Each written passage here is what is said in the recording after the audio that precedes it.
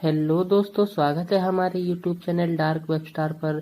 और अगर आपको भूत प्रेत और डरावनी कहानी सुनना पसंद है तो हमारे चैनल को सब्सक्राइब करना ना भूले। साथ ही में नोटिफिकेशन बेल को भी दबा दें कि आने वाली हर वीडियो आपको पहले पहुंचे। तो चलिए बढ़ते हैं अपने कहानी के पास। किसी गांव में एक पठान और उसका हंसता खेलता परिवार रहा करता था। भेड़ बकरियां चराकर अपना और अपने परिवार का गुजारा जैसे तैसे कर लेता था, मगर उसका मुख्य व्यापार खेती था। इसके लिए समय पे बुआई करना और खाद भी डालना जरूरी था, और ऐसे भी ज्यादा महत्वपूर्ण बात बारिश का सही मात्रा में होना। कम और अधिक वर्षा होने के कारण फसलें बर्बाद कर देती है। 2-3 सालों तक उसको कम और उससे भी कम आमदनी हुई। इस कारणों से वो समय पर बुआई नहीं कर सका। उसकी किस्मत ने उसको धोखा दिया। जिस साल उसे बुआई नहीं की उस साल अच्छी खासी बारिश हुई। अब गुजारे के लिए जमींदार से ब्याज ले लिया, लेकिन चुकाने के लिए काम की तलाश में बाहर जाना पड़ा। पीछे से जमींदार ने उसकी पत्नी और एक बेटी को पैसे के लिए परेशान करना शुरू कर दिया। हद तो तब हो गई थी जब उसने पैसे की खातिर उसकी झोपड़ी में आग लगवा दी। इसी बीच पठान की बेटी ने जमींदार और उसके बेटे को वहां से भगाते हुए देख लिया। दुर्भाग्य से उसकी पत्नी और बेटी दोनों उस आग से बच नहीं पाए। इधर पठान आया तो अब यहाँ उसके लिए कुछ नहीं बचा था। उसने हादसे का कारण जानने की कोशिश भी की, पर कुछ भी पता नहीं चला। पठान की हालत पागलों जैसी हो गई थी और वो जंगलों और पहाड़ों में भटकता रहता। एक दिन तंग आकर उसने आत्महत्या करने की सोच ली और दरिया के पास चला गया और अल्लाह की आखिरी इबादत में झुक गया। जैसे ही इबादत खत्म हुई तभी वो एक फकीर बाबा अल्लाह हु अल्लाह करते हुए जा रहे थे। वो उस पठान के पास आए और बोले, बेटा, मैं जानता हूँ किस्मत ने तुम्हारे साथ बड़ा बेरहम मजाक किया है, लेकिन बेटा, कुदरत के आगे किसकी चली है। बेटा, तुम जो करने जा रहे हो वो अल्लाह की नजरों में गुनाह है।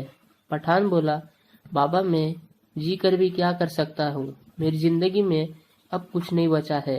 तभी बाबा बोले, जो हो गया उसे बदलना संभव नहीं है, लेकिन मैं तुम्हें एक बात बताना चाहता हूँ।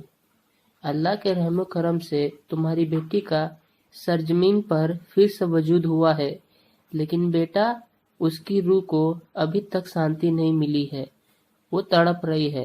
तुम्हें उसे तलाशना होगा, क्योंकि जब तक वो तुम्हें नहीं मिलेगी तब तक उसकी रूह बेचैन रहेगी। उसके जाने में कुछ राज दबी है जो वो तुम्हें बताना चाहती है। पठान बोला, बाबा, इतनी बड़ी दुनिया में मैं उसे कहाँ तलाश करूं? आप ही कोई रास्ता दिखाए। बाबा बोले, बेटा, ज्यादा तो नहीं, पर तुम्हें उसकी झलकी जरूर बता सकता हूँ।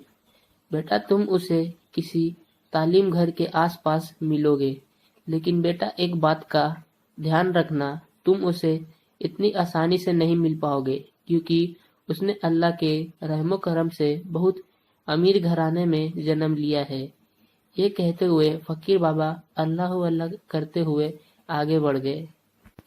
अब पठान के दिन बीत गए तलाश करते करते। 10 साल बीत गए। अब तो फकीर बाबा की बातें भी उसे जहान में धुंधली हो रही थी। अचानक एक दिन पठान एक बगीचे में आराम कर रहा था। तभी कहीं आसपास की स्कूल में छुट्टी की घंटी बज गई। तभी पठान की नजर में एक 11 साल की बच्ची पड़ी, जो हूबहू उसकी बेटी से मिलती थी। अब पठान को बाबा की कही हुई सारी बात ताजा हो गई। फिर थोड़ी देर में उस बच्ची के माता पिता उसको लेने आ गए और वो उनके साथ कार में चली गई। पठान रोज उस बच्ची को झाड़ियों के पीछे से देखता और उसमें अपने बच्ची को खोजने की कोशिश करता। एक दिन उस बच्ची की माँ ने पठान को देख लिया और वो पठान पर ध्यान देने लगी। उसे लगने लगा कि पठान उसकी बच्ची को बड़ा अजीब नजरों से देख रहा है। वो बच्ची को लेकर चिंतित हो गई।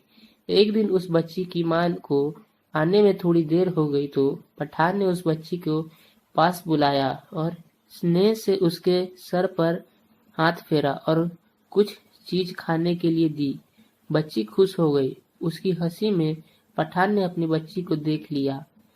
अब वो वहां से चला गया। जब उसकी माँ आई तो उसने इन खाने की चीजों के बारे में पूछा तो बच्ची ने एक अंकल ने दी ये कहकर बताई। उसकी माँ ने हिदायत दी कि अनजान लोगों से कोई चीज नहीं लेते हैं।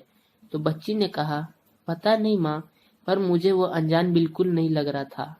तो माँ ने डांटते हुए बच्ची को चुप करा दिया। एक दिन उस बच्ची के माता पिता को आने में बहुत ज्यादा देर हो गई तो पठान ने उस बच्ची को घर पहुंचा दिया। इधर उसके माँ पिता को उसको वहां नहीं पाकर परेशान होने लगे। घर आने पर नौकर से पता चला कि कोई उसे घर पहुंचाया गया है। अब पठान उस बच्ची के बंगले के आसपास उसे छुप छुप के निहारता। बच्ची भी उसे एक तक देखते करती। कई बार पठान ने उसे उसके माता पिता से उसे मिलने की इंतजा भी की, पर वो नहीं माने और उसे वहां से चले जाने के लिए कहते। अब रातों को बच्ची नींदों में अब्बू अब्बू कहकर चौंक कर उड़ जाती थी। उसके माता पिता ये देखकर परेशान होने लगे कि ये किसको नींदों में याद करती है। तभी उस बच्ची की माँ ने पठान को बंगले के आसपास देख लिया तो उसकी इस हिम्मत उसकी शिकायत अपने पति से की। पत्नी के जोर देने पर उसके पति ने पुलिस में रिपोर्ट कर दी। पुलिस ने उसे चेतावनी देकर छोड़ दिया।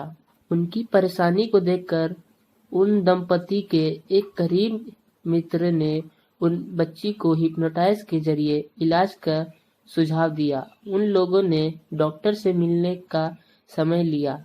डॉक्टर ने बच्ची को हिप्नोटाइज किया और उसकी जांच की। फिर उन्हें उसके माता पिता से कहा कि बच्ची के बीते हुए कल में कुछ बात दबी हुई है जिसका बाहर आना जरूरी है, नहीं तो ये स्थिति और भी बिगड़ सकती है। अब उसके माता पिता और ज्यादा चिंतित हो गए। अब बच्ची रात को अब्बू अब्बू कहकर चौंक कर उठ जाती। अचानक एक दिन जब उसकी माँ घर में खाना पका रही थी तभी वो बच्ची आग को देखकर जोर से चीखने और चिल्लाने लगी और पूरे घर में इधर उधर भागने लगी और कहने लगी, अब्बू बचाओ, अब्बू बचाओ। कई बार ऐसा हुआ जब बच्ची पठान को देखकर उसके पास जाने की जिद करती। उसके ये दौर भी पठान को देखते हुए रुक जाते। तभी उन्होंने थक हार कर पठान को बुलाने की सोची। उसके आते ही बच्ची अब्बू अब्बू कहकर उसके पास लिपट गई। उसके माता पिता ये देखकर हैरत में पड़ गए। ये तो कभी इससे जानती तक नहीं है और ये इसको अब्बू क्यों बोल रही है। तभी पठान ने अपनी बेटी की तस्वीर निकालकर उनको दिखाई। आपकी बेटी जब तक ठीक नहीं हो पाएगी, जब तक बच्ची उसके साथ उसके गांव नहीं जाएगी, कोई और रास्ता नहीं है। उस बच्ची के माता पिता ने पठान की बात मान लेने का निर्णय किया। गांव जाते ही बच्ची पठान को गांव की हर चीज बताने लगी। बच्चे के माता पिता हैरत में पड़ गए।